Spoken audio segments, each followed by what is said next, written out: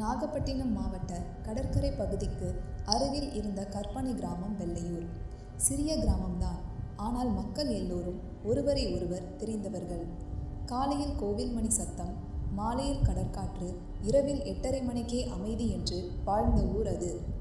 அந்த ஊரின் ஓரத்தில் பழமையான வீடு ஒன்று இருந்தது. அந்த வீட்டில் லட்சுமி, அவர் மகன் அரவிந்த், மகள் திவ்யா மூவரும் வாழ்ந்து வந்தார்கள்.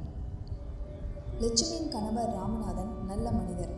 விவசாயம் பார்த்தார். ஊரில் எல்லாருக்கும் உதவி செய்தார். ஆனால் அரவிந்த் போலீஸ் வேலையில் தேர்வாகி போஸ்டிங் ஆர்டர் வர சில நாட்கள் முன்பே மாரடைப்பு வந்து இறந்து போனார். அந்த நாள் முதல் அந்த வீட்டில் சிரிப்பு சத்தம் குறைந்துவிட்டது. அரவிந்த் இப்போது போலீஸ் பணியில் சேர்ந்து 6 மாதம்தான் ஆகின்றது. உடம்பு நல்ல கட்டு, முகத்தில் நேர்மை, உள்ளத்தில் குடும்ப பாசம் இருந்தாலும் கடந்த சில மாதங்களில் ஒரு மாற்றம் வந்திருக்கிறது. டியூட்டி முடிந்து வீட்டுக்கு நேரம் பார்த்து வரமாட்டான். உடன் பணிபுரியும் கான்ஸ்டபிள் நண்பன் மணியுடன் சேர்ந்து குடித்துவிட்டு தான் வருவான்.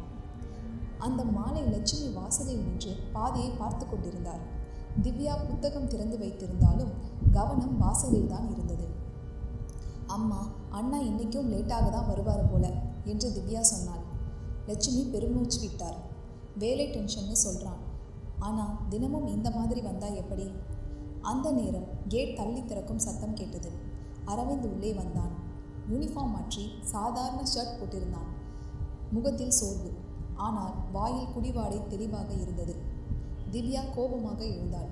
மீண்டும் குடிச்சிட்டு வந்திருக்கியா அண்ணா? அரவிந்த் சிரித்தான். அட சும்மா இருடா, 2 பேக்கு தான்.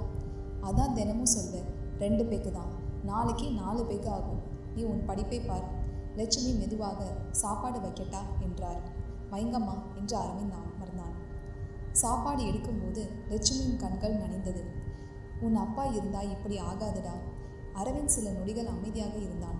பிறகு சத்தமாக, அப்பாவை தினமும் கொண்டு வந்து என்னை குறை சொல்லாதீங்க அம்மா என்றான். வீட்டில் அமைதி விழுந்தது. திவ்யா தட்டை எடுத்துக்கொண்டு அவள் அறைக்கு உள்ளே போய்விட்டாள். அடுத்த நாள் காலை போலீஸ் ஸ்டேஷன் முன்பிருந்த தேநீர் கடையில் அரவிந்த் டீ கொடுத்து கொண்டிருந்தான். மணி வந்தான். என்னடா முகமே ஒரு மாதிரியா இருக்கு? வீட்டில் ரொம்ப பேசுகிறாங்க. மணி சிரித்தான். அட குடும்பம் அப்படித்தான். நம்ம வேலையோட டென்ஷன் அவங்களுக்கு தெரியாது. நேற்று இரவு ஆக்சிடென்ட் கேஸ் ஃபைல் பண்ணி எவ்வளவு அழுத்தேன்னு தெரியுமா? குடிக்கலைன்னா தூக்கம் வராதுடா. அரவிந்த் அமைதியாக இருந்தான். மணி தோளில் தட்டி, இன்னைக்கு டியூட்டி முடிஞ்சதும் வர, குவார்ட்டர் போடலாம் என்றான். அரவிந்த் சிறிது தயங்கி பார்ப்போம் என்றான். மாலை நேரம். வீட்டுக்கு ஆட்டோ ஒன்று வந்து நின்றது. அதிலிருந்து பையை தூக்கி கொண்டு இளைஞன் ஒருவன் இறங்கினான். அத்தை என்று கூவினான். லட்சுமி மகிழ்ச்சியுடன் வெளியே வந்தார். அருணா, வாப்பா. அருண் அவரது சித்தி மகன். இன்ஜினியரிங் ஃபைனல் இயர் படித்து வந்தான். முகத்தில் சுறுசுறுப்பு, பேசுவதில் கலகலப்பு. வெக்கேஷனுக்கு வந்துட்டேன் அத்தை, 2 வாரம் உங்கள் வீட்டில் தான். திவ்யா ஓடி வந்து வாங்க மாமா என்றாள். அருண் வீட்டுக்குள் வந்து சுற்றி பார்த்தான். மாமா ஃபோட்டோக்கு மாலை போட்டிருந்தார்கள். அதை பார்த்தபடியே நின்றான். லட்சுமி கண்களை துடைத்தார். அவர் போனதுலேருந்து வீடு வீடா இல்லடா. அருண் எதுவும் பேசவில்லை. அந்த இரவு அரவிந்த் வீட்டுக்கு வந்தான். இம்முறையும் குடித்திருந்தான். அருணை பார்த்ததும் சந்தோஷப்பட்டான். ஏய் இன்ஜினியர், எப்போ வந்த என்றான். இப்போதான் மச்சான். இருவரும் சிரித்தார்கள். சில நிமிடங்களில் அருண் அரவிந்த் நடையை கவனித்தான். குடித்திருப்பது அவனுக்கு புரிந்தது. பிறகு திவ்யாவை தனியாக அழைத்தான். மச்சான் தினமும் குடிப்பாரா? திவ்யா முகம் சுளித்தாள். ஆமாம், சொல்லி சொல்லி களைச்சு போயிட்டோம். அத்தை ரொம்ப டென்ஷனில் இருக்காங்க போல. அம்மா இரவு தூங்கவே மாட்டாங்க. அருண் யோசனையில் ஆழ்ந்தான்.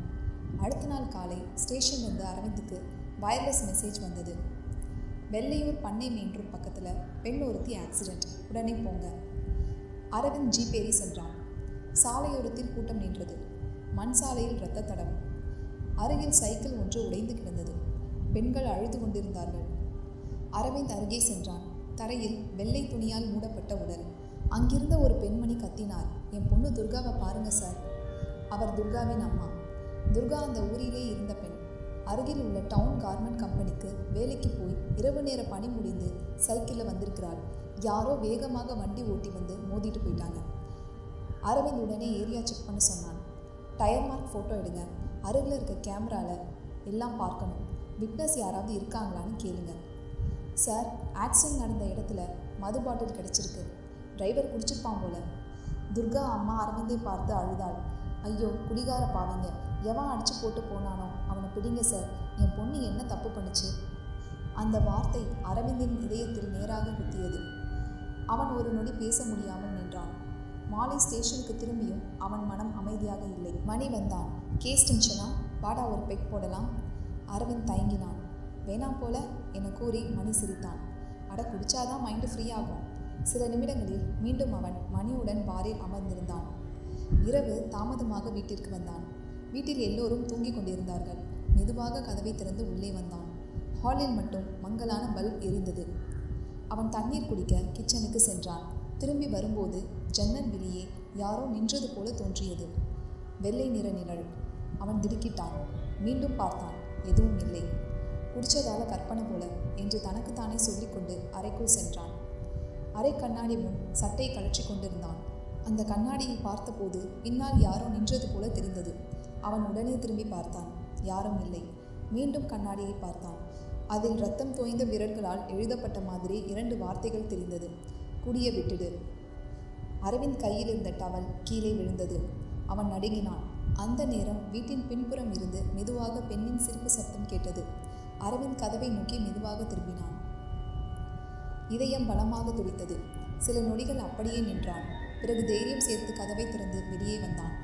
வீட்டின் பின்புறம் இருள் நிறைந்திருந்தது. காற்றில் தென்னங்கீற்று சலசலப்பு மட்டும் கேட்டது. சுவர் அருகே இருந்த மாட்டுத் தொழுவம் காலியாக இருந்தது. யாரும் இல்லை. யாருடா அங்க என்று கத்தினான். பதில் இல்லை. அவன் டார்ச் லைட் எடுத்து சுற்றி பார்த்தான். மணலில் காலடி சுவடு மாதிரி இருந்தது. ஆனால் அது பாதியில் மறைந்து போயிருந்தது. அரவிந்த் உள்ளே வந்தான்.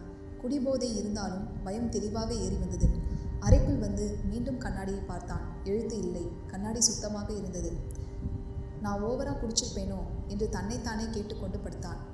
ஆனால் அந்த இரவு அவனுக்கு தூக்கம் வரவில்லை. காலை எழுந்ததும் முகம் சோர்ந்திருந்தது. லட்சுமி பார்த்தவுடன் என்னடா உடம்பு சரியில்லையா என்றார். ஆமாம்மா. திவ்யா அவனை பார்த்து இரவு குடிச்சிட்டு வந்தா இப்படித்தான் இருக்கும் என்றார். அரவிந்த் கோபமாக நீ ஒன்றும் பேசாதே என்று சொல்லிவிட்டு வெளியேறினான். அருண் அமைதியாக எல்லாவற்றையும் கவனித்தான். ஸ்டேஷனில் இன்வெஸ்டிகேஷன் வேகமாயிருந்தது. அருகில் இருந்த பெட்ரோல் பங்க் கேமராவில் ஒரு வெள்ளை எஸ்யூவி வேகமாக சென்றது தெரிந்தது. நம்பர் பிளேட் கிளியராக இல்லை.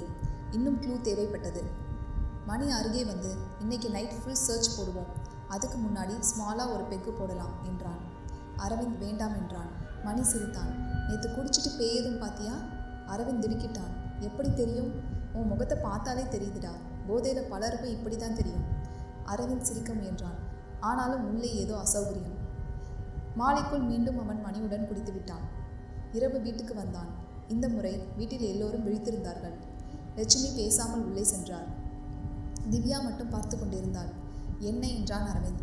ஒரு நாள் புரியும் என்றாள் திவ்யா. அவன் சிரித்து கொண்டு அறைக்குள் சென்றான். சில நிமிடங்களில் பாத்ரூமுக்கு சென்றான். உள்ளே லைட் எரியவில்லை. சுவிட்ச் போட்டான். மங்கலான வெளிச்சம். குளியல் பக்கெட் உள்ளே சிவப்பு நிற தண்ணீர் போல் இருந்தது. அவன் பயத்தில் பின்னே தள்ளி நின்றான். மீண்டும் அருகே பார்த்தான். சாதாரண தண்ணீர். அந்த நேரம் காதருகே மெதுவான குரல் கேட்டது. என் சாவுக்கு காரணம் குடிதான்.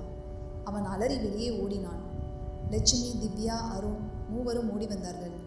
என்னடா என்றாள் லட்சுமி. அரவிந்த் மூச்சுவிட முடியாமல் உள்ளே யாரோ பேசினாங்க என்றான். அருண் பாத்ரூமுக்குள் சென்று பார்த்தான். யாரும் இல்லையே மச்சான். திவ்யா அவனை நேராக பார்த்து பயம் நல்லதுதான் அம்மா. சில பேருக்கு அப்போதான் புத்தி வரும் என்றாள். அரவிந்த் கோபமாக நீ என்ன சொல்ற என்றான். திவ்யா அமைதியாக உள்ளே சென்றாள். இந்த இரவு அரவிந்த் ஹாலிலேயே படுத்தான். 3 மணி அளவில் படிக்கட்டில் காலடி சத்தம் கேட்டது. மெதுவாக மேலே ஏறுவது போல. அவன் எழுந்து உட்கார்ந்தான். சத்தம் நின்றது. பிறகு பெண் குரல். அம்மா அழறாங்க. அவன் நடுங்கிக் கொண்டே மேலே பார்த்தான். மாடிப்படியில் வெள்ளை உடை அணிந்த உருவம் நின்றது. முகம் தெரியவில்லை. அரவிந்த் யார் என்று கத்தினான். உருவம் மெதுவாக கை நீட்டியது. அவன் பயந்து கீழே விழுந்தான். சத்தம் கேட்டு லட்சுமி, திவ்யா, அருண் ஓடி வந்தார்கள். மேலே பார்த்தார்கள். யாரும் இல்லை. அடுத்த நாள் காலை அரவிந்த் சும்மா உட்கார்ந்திருந்தான். அவன் மனதில் ஏகத்துக்கும் குழப்பம். லட்சுமி அவன் அருகே வந்து அமர்ந்தார். உன் அப்பா உயிரோடு இருந்தப்போ இந்த வீட்டில் சந்தோஷம் இருந்தது. அவர் போனதுக்கு அப்புறம் நீ இருந்ததால தான் தைரியமாக இருந்தேன். இப்போ நீயும் இப்படி குடிச்சிட்டு போயிட்டேனா நான் யாரை நம்பி வாழ்வேண்டா? அவர் கண்ணீர் விட்டார். அரவிந்த் தலை குனிந்தான். திவ்யா மெதுவாக அண்ணா, நாங்கள் தினமும் பயந்து வாழ்கிறோம் என்றாள். அந்த வார்த்தைகள் அவனை உள்ளுக்குள் உடைத்தது. அன்று அவன் குடிக்கவில்லை. ஸ்டேஷனுக்கு சென்றதும் முழு கவனமும் கேஸ் மீது திரும்பியது. ஆக்சிடென்ட் நடந்த நேரத்தில் டோல்கேட் பதிவு பார்த்தான். அந்த வீடியோவில் ஒரு வெள்ளை நிற எஸ்யூவி கார் ஒன்று சென்றதை கண்டுபிடித்தான். வீடியோவை பாஸ் செய்தான். காரை உற்று பார்த்தான். காரின் ஃப்ரண்ட் பம்பர் டேமேஜ் ஆகியிருந்தது. அந்த கார் அருகில் உள்ள கான்ட்ராக்டர் மகன் பிரசாந்த் கார் போலவே இருந்தது. அவனை பிடித்து விசாரித்தார்கள். முதலில் மறுத்தான். பிறகு எவிடன்ஸ் காட்டியதும் ஒத்துக்கொண்டான். நாங்கள் பார்ட்டியில் குடிச்சிருந்தோம் சார். நான் தான் காரை ஓட்டினேன். பொண்ணு முன்னாடி போகிறத போதையில் கவனிக்கல. ஆக்சிடென்ட் ஆன பிறகு பயந்து ஓடிட்டோம். அரவிந்த் அவனை கைது செய்தான். துர்கா அம்மா அழுதபடி நியாயம் கிடைச்சிடுச்சு சார் என்றார். ஊர் மக்கள் அரவிந்தை பாராட்டினர். மாலை வீடு திரும்பியவன் அமைதியாக இருந்தான். அந்த இரவு திவ்யா, அருண் இருவரும் அவனை அறைக்குள் அழைத்தார்கள். அருண் அவன் லேப்டாப்பை திறந்தான். சில ஃபைல்ஸ் ஓப்பன் செய்தான். பிறகு speaker, voice changer app, mini projector, motion sensor, remote light control, fake blood capsule எல்லாம் மேஜையில் வைத்தான். அரவிந்த் அதிர்ச்சியுடன் பார்த்தான். இது என்ன? திவ்யா சிரித்தாள். பேய் என்றாள். அவன் புரியாமல் நின்றான். அருண் சிரித்தான். ஜன்னல் வெளியே ஷேடோ ப்ரொஜெக்டர், பாத்ரூமில் ஸ்பீக்கர், மிரரில் எழுதினது வாஷபிள் மார்க்கர், படிக்கட்டில் சவுண்ட் ப்ளூடூத் ஸ்பீக்கர் செட் பண்ணது எல்லாம் நாங்கள் தான். அரவிந்த் வாயடைத்து போனான். நீ குடிய விடணும் மச்சான். அத்தை தினமும் அழுதாங்க, அதனால பிளான் போட்டோம் என்றான் அருண். திவ்யா கண்கலங்கினாள். அண்ணா பயமுறுத்தாமல் நீ கேட்கவே மாட்ட, அதான் இப்படி செஞ்சோம். அரவிந்த் சில நொடிகள் அமைதியாக இருந்தான். பிறகு திவ்யாவின் கையை பிடித்தான். என்னை மன்னிச்சிடு. லட்சுமி உள்ளே வந்து மகனை அணைத்தார். இனிமே குடிக்க மாட்டேம்மா என்றான் அரவிந்த். அந்த வீடு பல மாதங்களுக்கு பிறகு மகிழ்ச்சியில் நிறைந்தது. இரவு தாமதமாக எல்லோரும் தூங்கிவிட்டார்கள். அரவிந்த் ஜன்னல் திறந்து வெளியே பார்த்தான். வீட்டின் பின்புறம் இருந்த பெரிய வேப்பமரத்தடியில் வெள்ளை உருவம் ஒன்று நின்றது. அவன் சிரித்து கொண்டே கேட்டான், அருண், இன்னும் ஆக்டிங்கா? எந்த பதிலும் இல்லை. போடா என்று சொல்லிவிட்டு ஜன்னலை மூடி படுத்தான். கேமரா போல பார்வை மெதுவாக அருணின் அறைக்கு செல்கிறது. அருண் ஆழ்ந்த தூக்கத்தில் இருந்தான். கையில் ஃபோன் கூட இல்லை. வெளியே மீண்டும் மரத்தடிக்கு பார்வை திரும்புகிறது. அந்த வெள்ளை உருவம் மெதுவாக தலை திருப்புகிறது. கண்கள் சிவப்பாக ஒளிர்கிறது. காற்று பலமாக வீசுகிறது. திரை கருமையாகிறது. அப்படின்னா அது யார்?